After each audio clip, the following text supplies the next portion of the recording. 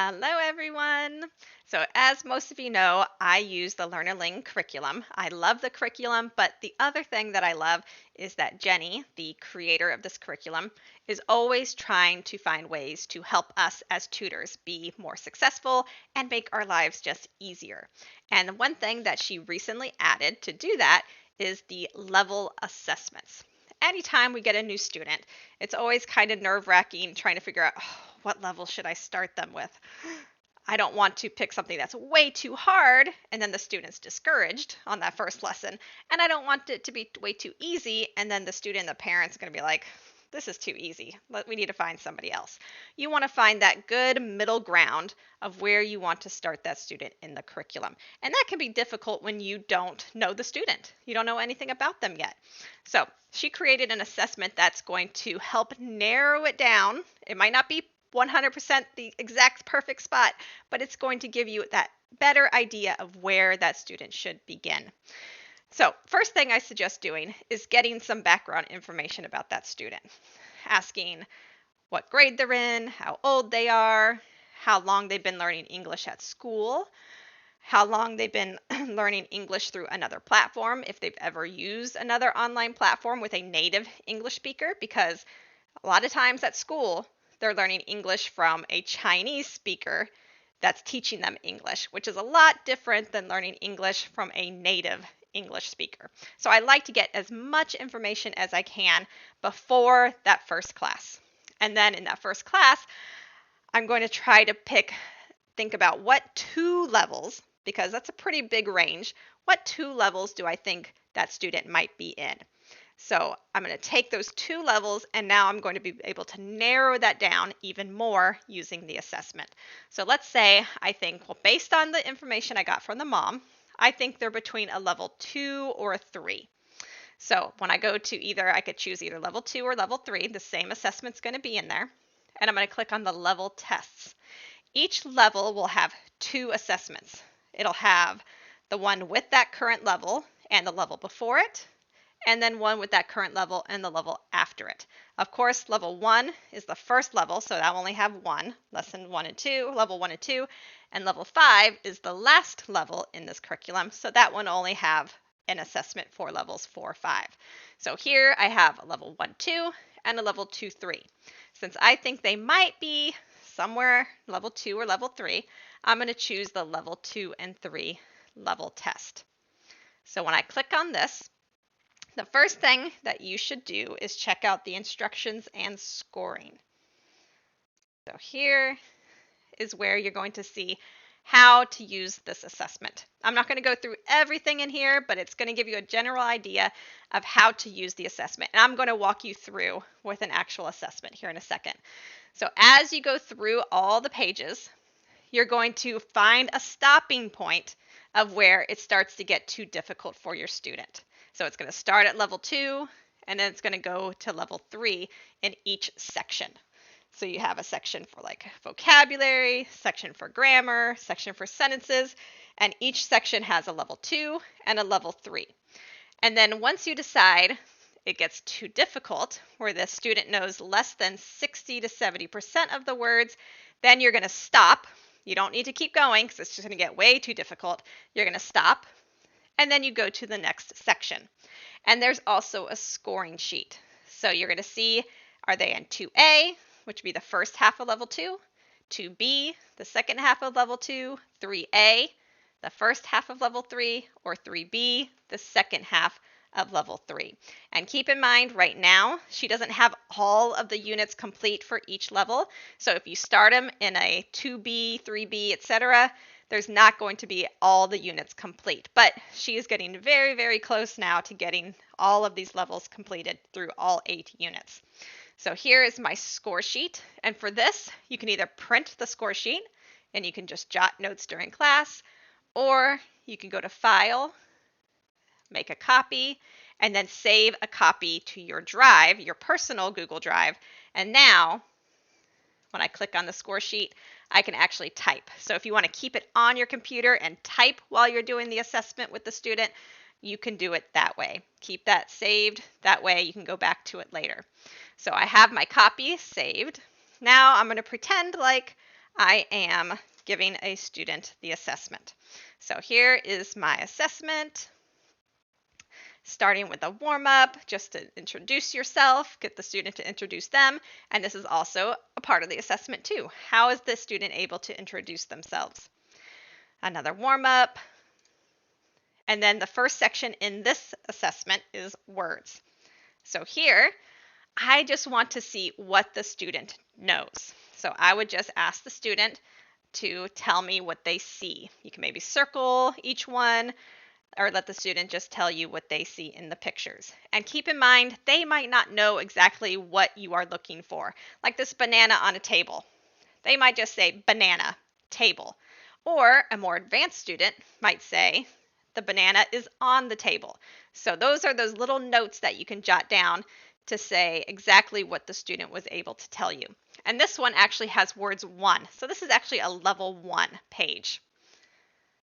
And then we see words 2A. So I know these are words that the student would see in the first half of level 2. So again, they might not know every single word. And for example, the feet, the student might say foot. I would jot that note down where, oh, the student knows what a foot is, but they might not know the plural for foot. Go through. If they do pretty well, even if they miss 1 or 2, I'm going to go to the next slide, which is now 2B. So these are words that they would see in the second half of level 2. Let's say they still did pretty good job on this. I'm going to go to the next slide. If at any time the student is having a difficult time, they are only able to get maybe 3 of the words, I can then choose to skip. And that's this little skip button here. This button is going to skip the level 3A and level 3B, because if this is too hard, then 3A and 3B is definitely going to be too hard. And I don't want the student to be discouraged when it's our first time meeting. I want them to feel excited and like they're doing well on this assessment. So I could choose to either continue or to skip. Let's just say I'm going to continue. And now I'm on 3A. So these are words the student would see in the first half of level 3. This is getting more difficult. So let's say at this point, I'm going to stop. The student's having some trouble. Now I'm going to skip. So I can just skip. And now it's going to go to the next section, the speaking. And of course, during this, I can either be jotting down notes, typing out notes about how the student's doing. So speaking, same thing. I'm starting with speaking 2A. I can go to my notes, ask the student, who is this, see how many they can get. I can either go to 2A. So notice some of the 2A, 2B, 3A, 3B have more than one slide. So you'll see here there is no skip button. So that tells me there's a second 2A slide, where in the words there was only one 2A slide. So I know I can't skip. I'm going to go to the next one, speaking 2A.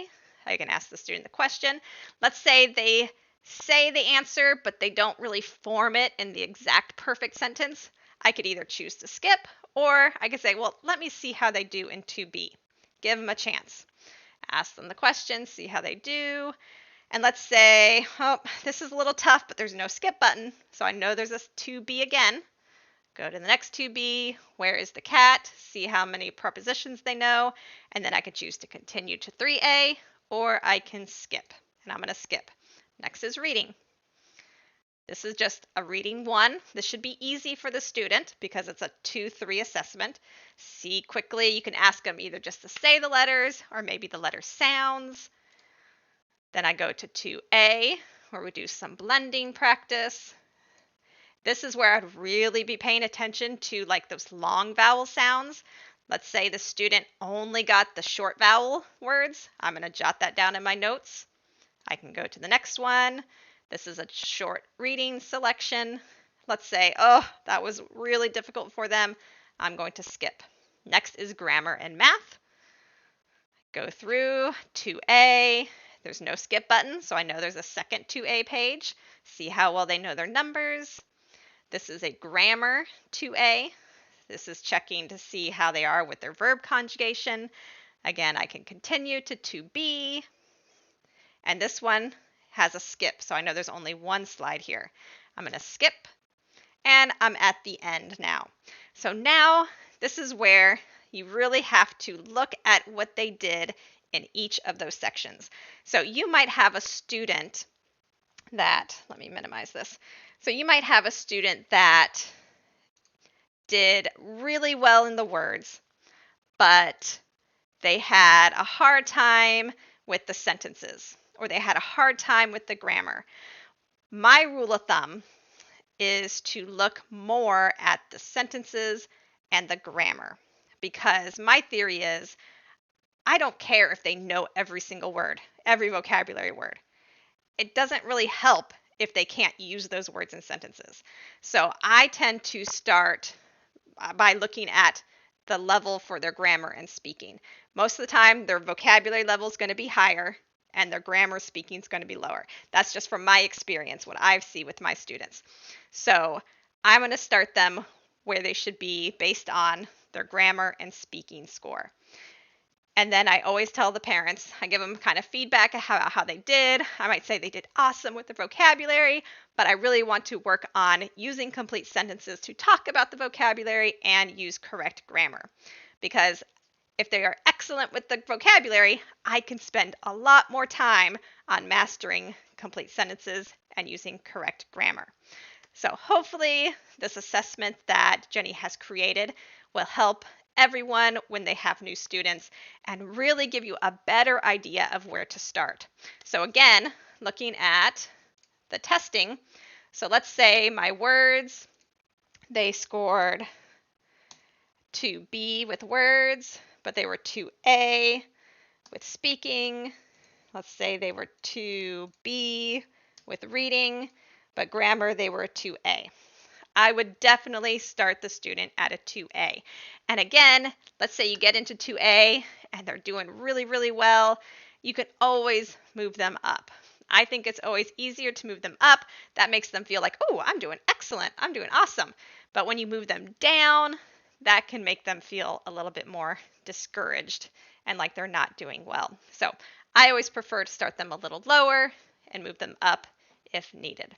So hopefully this assessment that Jenny created will help you and any new students that you have. If you have any questions, let me know.